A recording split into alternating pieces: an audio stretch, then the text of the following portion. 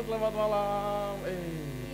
Ketemu lagi, jumpa lagi Di acara Ngopi, Ngobrol, Happy. Kan seneng banget ya? Iya, bersama Suasananya saya tentunya. nyaman. Dan Lela saya Rahmat. Afana Syafa. Oke. Oke. Saya sebentar. Kenapa? Ini rambut model baru ya? Sebentar. Kok tahu? Bagus sih potong model kekinian ya? Iyalah. Aduh kamu. Harus kalau kekinian, gitu karena jangan kalau ini. dengan style yang sekarang itu enak dilihat. Iya dan udah tadi kemudian tuh fokusnya ke sini terus. ke rambut ya, bukan ke yang lain-lain ya. Bukan, ada yang beda, rapi banget. Di mana sih fotonya? Nah, kalau pengen tahu, sesaat lagi yang akan datang ke sini adalah narasumber kita itu yang buat sudah saya tampil ahli, seperti ini. sudah Iya. ahli membentuk ini. Betul. Rambut. Nah. Kalau gitu kita panggil saja Pak Yuli.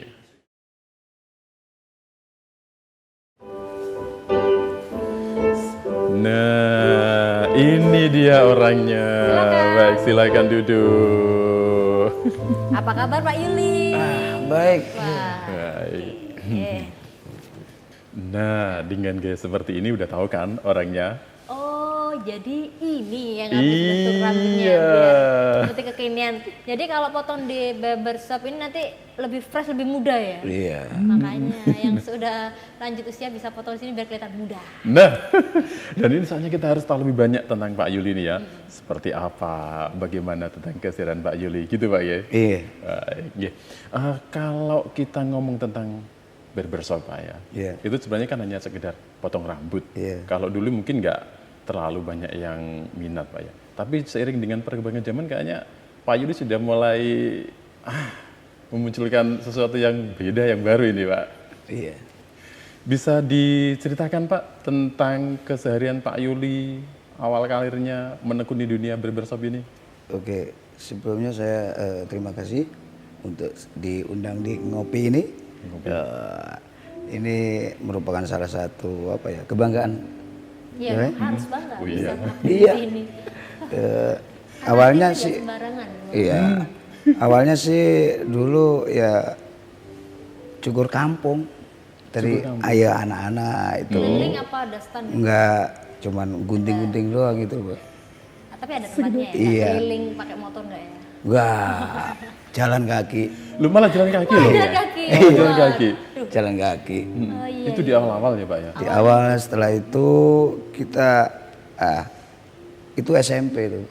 Sebentar SM. Itu tahun berapa itu Pak? Kira-kira tahun 8 berapa ya? 83, 8 berapa itu? 8 enggak salah 81 enggak salah. 81 ya? Iya. 81 itu masih SMP. SMP. Tapi sudah keliling.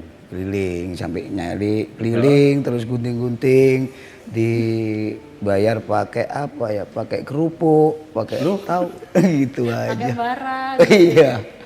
Sampai segitunya ya Pak? Hebat loh, ini bisa jadi inspirasi loh ya Pak Yulinya di usianya yang masih SMP tapi dia itu bisa menghasilkan pundi-pundi rupiah.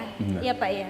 Tapi kalau untuk seukuran anak pelajar SMP Pak ya, itu ada nggak sih perasaan minder lah gitu ya? Mungkin Minder ketemu atau teman. malu, insecure lah sekarang itu.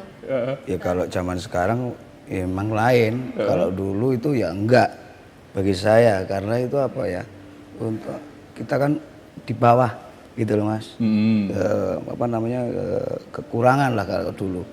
Gitu. Maksudnya dalam hal ekonomi. Iya, jadi kan kita untuk memotivasi gitu loh.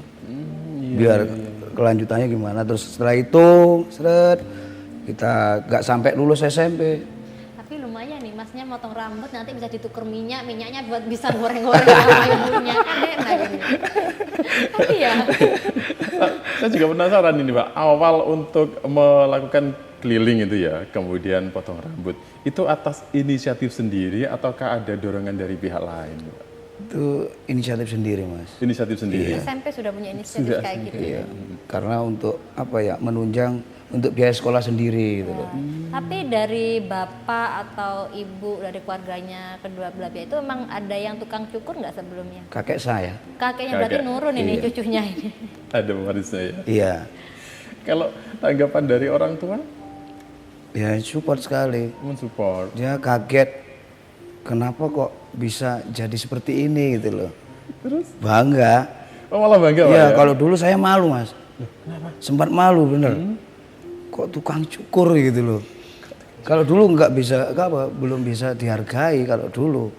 Tapi sekarang ya namanya modern terus akhirnya semakin agak dihargai. Modern akhirnya dari tukang cukur keliling jalan akhirnya juga semakin bertambahnya waktu akhirnya ada tempat sendiri Iya. Pak ya. Lalu ini kan habis kemarin kan normal ya, terus ada pandemi Covid ini, apa yang efeknya yang dirasakan? Ya efeknya kan kayak sekolahan tuh libur Mbak. Iya. Libur terus dinas-dinas itu libur akhirnya ya Pelanggannya berkurang dong. berkurang. Jadi sangat berpengaruh ya pandemi. Berpengaruh. Dan Itu kalau pengaruhnya sampai berapa persen Pak? itu kira-kira sampai 50%. Wow. Sampai 50%. Tapi nggak apa-apa bagi saya itu. Tetap enjoy ya? Iya. Tapi sekarang naik lagi dong, bahkan kan udah level 1. Berarti Pak nambah lagi 100% naiknya. Syukurlah. Kemudian dalam 2 tahun dalam masa pandemi ini Pak ya, kan mengalami naik turun. Itu pernah nggak sih ketika masa pandemi karena omset menurun, kemudian konsumen berkurang, ada pikiran nggak, udah tak libur aja jadi tukang Atau cukur? aku ganti kerjaan aja. Iya. Pernah ini ya waktu itu sempat teman saya itu tutup Mas. Tutup Sesama gulung barber tikar. shop. Iya. ya? Itu jadi tutup jual bunga itu utara apa. Terus sekarang biarin dah. Kalau saya nggak akan tutup. Tapi di luar sana saya pakai seperti apa ya? Nyari seperti bikin kayak kerajinan itu. Oh iya. Kerajinan apa itu? Ya, seperti Vespa miniatur dari kaleng bekas. Setelah itu bikin aquascape Bahannya dari kayu bekas.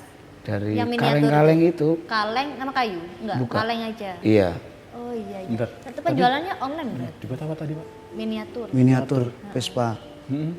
Dari kaleng bekas ya? Iya. Sama pasta gigi itu odol tutupnya, terus ban-ban bekas itu. Itu. Oh dibuat seperti itu? Iya, saya jual untuk apa ya? Apa namanya itu dijual seperti jersey itu seperti itu. Oh gitu. Iya. Itu penjualannya dilakukan secara online atau Online. online? Online Iya. semua. Tapi yang aquascape itu juga online. Oh, jadi semuanya serba online, Lincah Mbak. loh Bapak ini ya. Iya, ternyata Dari multi juga turunnya ya. 50% dia larinya ke miniatur, bisa ditiru juga ini. Jadi jadi kita nggak boleh menyerah ya dalam keadaan apapun, kita harus berusaha bagaimana itu mungkin. Karena hasil itu tidak mengkhianati usaha. Nah, kemudian ini Pak, kalau tadi kan sempat beralih profesi sebentar gitu ya. Itu untuk barbershopnya atau potong rambutnya ditinggal nggak itu? Enggak. Tetap dijalankan? Iya, jalankan malah Ada karyawan ada kan di situ kan mulai tahun berapa itu saya buka barber school. Barber school ya? Iya. Di situ ada untuk tambahan ya. Kita buka itu. Jadi ada dari luar kota sekolah di situ. barber school itu yang gimana sih? Apa sekolah pencukuran? Iya. Sekolah pencukuran. Sekolah pencukuran. Istilahnya Semacam keren, kayak sekolah private pencukuran. gitu ya? Iya. Oh, oke. Gitu. Itu mulai membuka usaha apa tadi? Barber school Pak ya? Itu awalnya kesulitan enggak sih? Enggak. Karena kita udah diajarin yang namanya ada guru saya Heeh. yang namanya Mas Rudi itu. Sebentar, Mas Rudi. Rudi Adiswarno. Oh, keren. Ternyata ya. Iya. Ya. Kemudian kalau sekarang Mbak, mendingan menjalani hidup sebagai barbershop Mbak ya. Iya. Suka dukanya kan pasti ada ya. Pasti dong. Tapi banyak sukanya kan ada dari visnya sangat terus dari tadi. Wah. Ini jangan-jangan rambutnya dipotong sendiri. Keren. Ya. Enggak. Penting ada kaca kan bisa bentuk. Tim saya. Oh, ada timnya. Iya. Jadi seperti apa Pak? Hidup sebagai barbershop itu juga, mungkin juga bisa diceritakan. Masalahnya ini kita hidup di ilmu hairstylist itu kan seni Mas. Jadi ya enjoy aja. Wis. Dan Enjoy ya. motong rambut itu ada teorinya, tapi apa cuma asal-asalan motong seperti modelnya sama itu enggak ya? Enggak, ada teknik Tekniknya tersendiri itu namanya apa namanya? Maaf ya, kalau punyaan Mas ini apa namanya cut tekstur. Tekstur ya, saya baru tahu. Tapi pernah nggak Pak keliru motong rambut gitu? Misalnya orangnya minta model ini tapi dicukur ini, ada kesalahan gitu nggak? Bukan kesalahan, tapi dia yang minta. Jadi jadi gini, biasanya kan untuk rambut kan kebanyakan hasilnya bagus. Nah itu kok malah aneh, malah ternyata nggak cocok sama face-nya ya, pernah nggak kayak gitu? Pernah, cuman customer saya yang minta, Mbak. Hasilnya Saya gimana? kasih masukan, kalau seperti ini kurang, Itu potong looknya model gimana kurang itu, Pak? gitu loh, looknya. Itu potong model gimana? Itu tak kasih seperti apa ya, punya Mas seperti ini. Dia minta undercut. Undercut itu yang gimana? Nah ini, Nah ini cewek nggak tahu, udah kasih tahu ini. undercut Undercut itu seperti apa itu? nggak ada gradasinya, Mbak. Mulai samping sampai sekian ini, itu umpama ukuran 1 cm ya 1 cm. Gitu. Kalau punya Mas ini kan masih ada Nah gradasinya. makanya pemirsa untuk memotong rambut ya jangan asal-asalan minta model, jangan asal-asalan. Jadi itu memang harus disesuaikan dengan face-nya. Iya Nah benar. nggak usah pakai model aneh-aneh deh, nanti hasilnya bisa aneh. Iya. Nanti habis acara biar Iya. Lela juga gitu ya Pak ya. Iya. Kemudian tentang ini Pak, dalam dunia barbershop ya, itu Iya. juga ada komunitas Pak? Ada, Ada ya? ada. Awalnya sih dulu saya keliling. Kenapa di Banyuwangi ini kok nggak dibikin komunitas gitu loh.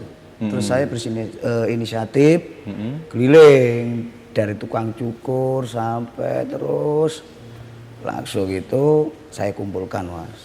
Jadi waktu itu 5 orang. Terus Dari nambah lagi. Iya, dari Tapi Wong Sorjo. sebentar, nanti akan kita ulas, kita bercerita lagi ya bagaimana komunitasnya seperti apa, berapa orang banyak setelah Jeda berikut ini. Tetap di Ngopi, Ngobrol Ngobrol Happy. Happy. Kita ngopi ngobrol happy.